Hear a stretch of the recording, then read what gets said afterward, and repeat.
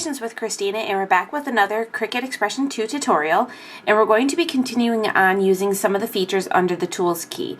So I'm going to go ahead and add an image to my mat, and I'm going to go ahead and use the strawberry just like I did in my previous video, and we'll add that to my mat.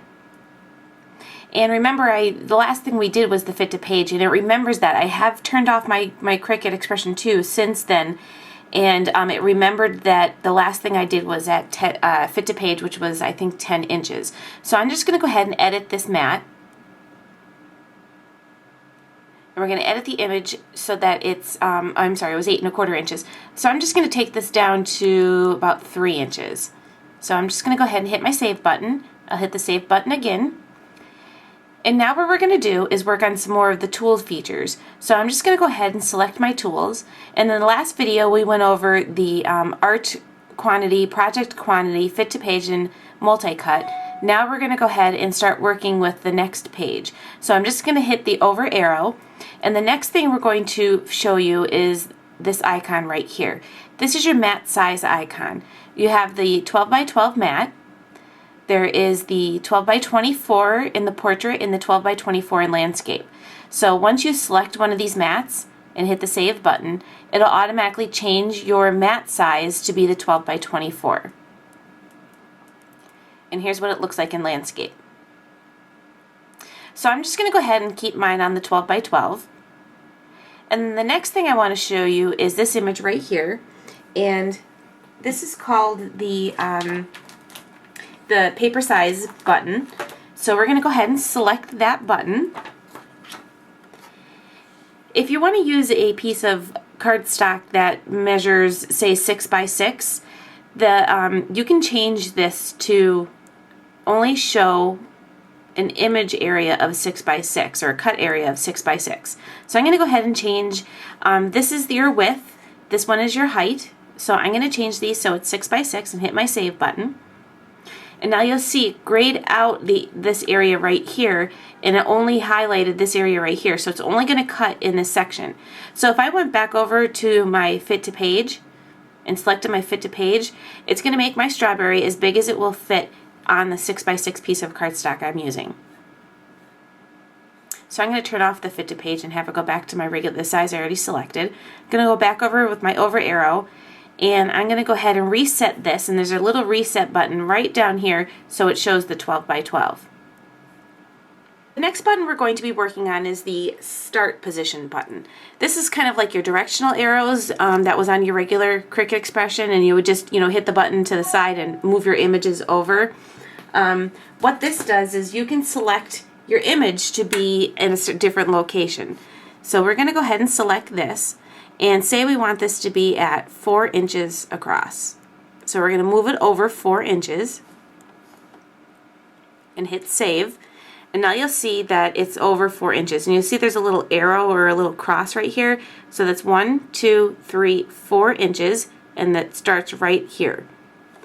If we hit it again and we want to move it down, see the down arrow? We're going to move it down, say we'll move it down to 4 inches down as well. So let's do 4 inches down. So now we're 4 inches down and 4 inches across, and each one of these little blocks counts as an inch. The next button will be your center point button. If you wanted to cut something like, say, a photograph, and you wanted to center your image so that it would cut out, say, a picture of a face right in the middle of this image, you just go ahead and select that, and it's going to move that right to that area where that cross was when we started with the start position button. I'm going to go ahead and turn these off, and you're just going to go ahead and hit the reset, and it changes all of your settings back to the original settings. And then I'm going to turn off the center point, and that moves your image right back into its regular location. So we're going to use the over arrows, and we're going to go on to the next page of our tools. And the next thing we have is our fit to length. If we select this to fit to, say we want our strawberry to be the length of 10 inches, we're going to go ahead and select save. It's going to automatically make this proportionate to the 10 inches. So if we were doing, say, we'll go back to our home screen and we're going to do go down here and select the alphabet cartridge from the preloaded images. I'm going to go ahead and remove my strawberry. I'm going to select the font key, and I'm going to do, let's do Ethan's name. I'm going to do Ethan, and we're going to add that to our screen. And right now it's just added the letters one after another, but if we go back over to our tools, select our fit to length, and we want it to be, say, 10 inches long, we'll go ahead and hit save. So now it does 10 inches across and keeps it proportionate. If we want to do something even larger than that, something that normally, and I hit the home key by accident, sorry about that. So we wanted to do something even longer than that. Say we wanted to do something at 20 inches. So I'm just going to go ahead and hit save. And now you'll see, the only thing you're seeing now is the N. What it has done is added a second page. So it fit ETHA on the first mat and N on the second mat. So now Ethan, if spelled out, will go 20 inches across. So if you're doing a scrapbook page as a title for your page, and you want it to be 12 inches across, you just go ahead and change this to 12 inches, hit save, and now it's made it so it would be 12 inches, but it actually went right down to the second lines, but it's going to fit in a 12-inch area. Okay, so the next option we have here is our load last.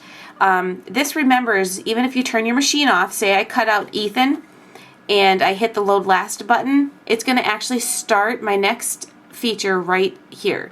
So I'm going to hit load last, and since I haven't really cut it, the last thing I cut ended down here, so it's moved the ETHA down to this page, or this section of the first mat, and then moved the N onto a second mat because it didn't really fit. So that's the load last. It's a great way to save some paper. So I'm just going to go ahead and turn that off. The next function that we have here is our select all or apply all button, and that's this one right here. So say we want to make all of our letters to be a different size. So I'm going to go ahead and hit the edit. I'm going to change my font size or my size here to say 4.5 inches. And I've only done it to the first letter. So you'll see this has changed, so now it's bigger than the rest of them. But if I wanted all of these letters to be the same size, I would just go ahead and hit apply all. And I'm going to go ahead and change this to 5 inches. And see, it's already on the actual dial size. There's also the real dial size. I could change it to be real dial size, or I could change it to paper saver. So I'm just going to go ahead and hit select save. And now it's made them all 5 inches. Also under the apply all button is your rotate buttons. So we're just I just did the first one right here, so we'll just go ahead and hit save. And now it's changed or flipped my letters upside down. So I'm going to go back to apply all. I'm going to turn off that button, and I'm going to turn on the next one. And the next one is going to do a mirror image. I'll turn that one off. And the next one we have is the 90 degrees. We'll go ahead and hit save. And now you'll see that it's changed it so it's going this way, and it's actually put it onto 2 mats because of the way it's fit. Okay, so let me go back over there, and we're going to turn this off. Now this is a great feature, and I love this. And you know what, I'm going to make this a little bit smaller, so let's take this down to 3 inches, hit save. And now they're all back to the way they were. And I'm going to go to the apply all, and I want to add more space in between each of my letters. You could do that when you're on the main image selection. You can hit the space or the return, but you can also do it here in kerning. So say we want to have an inch apart each letter, so we're just going to go ahead and hit save. And now you'll see it's added more space in between each of the letters. So it's kind of a quicker way to add more space in between the letters, is just by adding. Okay, so I'm just going to go ahead and we're going to put this back down, or reset all of the options here. oops, we're going to take this down to 1/2 inch apart. Okay, so the next option we have here is just our settings option, and you could do this at 1/4 inch, a 10 inch, 1/10 of an inch, millimeter, centimeter. You can select your language. Right now it's only available in English. And then for the lighting, you can do only when you're during cutting. You can have your little light come on. I can't show you that right now, but under your blade housing there's a little light that shines where you're cutting. You can have it on always, or you can turn it off completely. I have mine set on during cutting. So I'm just going to go ahead and exit out of this. I don't want to really make any changes.